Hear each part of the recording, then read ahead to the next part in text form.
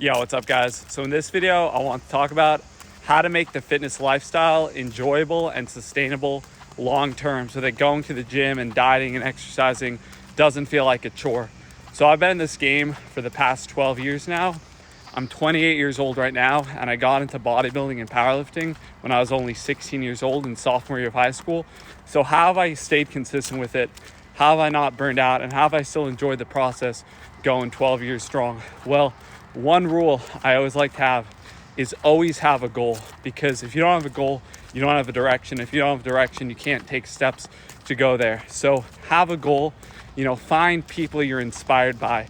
Find some of the most elite people in the world to be inspired by and set that as the ultimate standard of what's possible. So for me, like in bodybuilding, I would be like Chris Bumstead or Andrew Jacked or Phil Heath. I know I'm probably never going to look like that, but I can have similar proportions and I can get almost as lean. I'm never going to have the freak look like that, but you get the point. Be inspired by people who have reached elite levels of success in the pursuit you're trying to be great at. So for powerlifting, that would be guys like Pete Rubish, like Colton, like Dan Green, like Eric Lillibridge, George Lehman. Those are some of the guys I grew up watching back when I was in high school. Well, not Colton because he's a newer powerlifter, but you guys get the point.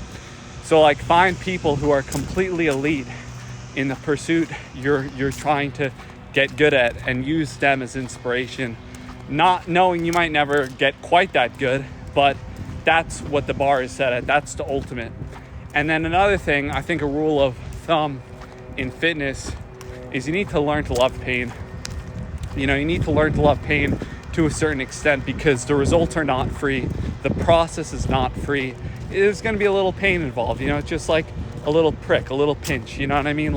There's a little pain involved in dieting and exercising and lifting and doing cardio. There's a slight level of discomfort, but it's nothing crazy. And it's a type of pain that obviously makes you grow as a person, mentally, emotionally, physically, spiritually. It's good pain. It's kind of like when you go to the dentist and get a cleaning. It might hurt a little bit, but that cleaning is making you better. So it's a slight level of pain that you need to learn to get used to. Being extremely fit is not for the faint of heart or for a mentally weak person. You have to be disciplined, you have to be motivated, and you have to have some level of pain tolerance. And I think another key to fitness is believing you can do it.